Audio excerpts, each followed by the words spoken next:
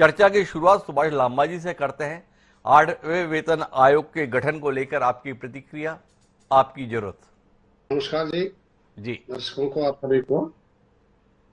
ये जो 8वां पे कमीशन का बात अभी आपने उठाया, तो ये आपको मालूम है कि 16 जनवरी को जब दिल्ली विधानसभा के चुनाव थे, जब इसकी अनाउंसमेंट थी कैबिनेट की मीटिंग के बाद, जी।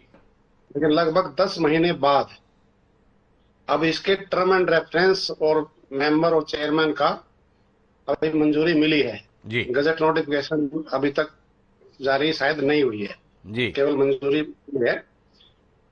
और अभी क्योंकि हम ऐसा भी देखते हैं कि बिहार के अंदर चुनाव हैं, उसके दृष्टिगत ये मंजूरी मिली है, और ये भी 18 महीने का कार्यकाल है, तो यूपी के चुनाव भी नजदीक आ जाएंगे, तो उस टाइम इसका सिफारिशों को स्वीकार करने की बात की जा सकती है।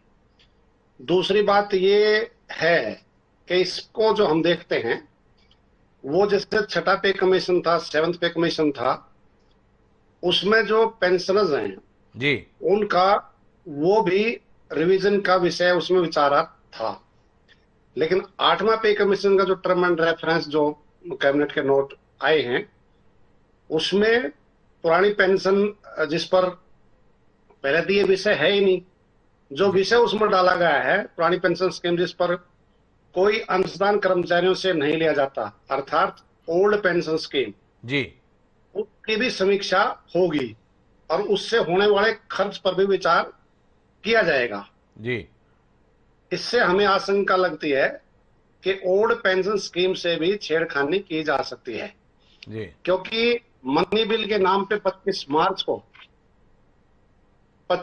को ये जो वैलिडेशन एक्ट पास करके केंद्र सरकार ने एक अधिकार प्राप्त कर लिया है कि 31 दिसंबर 2025 से तक और उसके बाद जो पेंशन रिवाइज करेंगे नहीं करेंगे, सरकार का अधिकार क्षेत्र होगा। जी। और इसमें उसमें टर्म एंड रेफरेंस में इसको उल्लेख कर दिया। जी। तो इसका मतलब ये है कि जो पुरानी पेंशन स्कीम है, जो पुराने पेंशनर हैं या पुरानी पेंशन स्कीम है, उससे भी छेड़खानी करने का संदेह पैदा हुआ है इसमें, जी। जिसको लेकर के ओल्ड पेंशन स्कीम के जो लाभार्थी हैं और जो पेंशनर्स हैं, उसमें भी एक आशंका पैदा इसमें हुई है।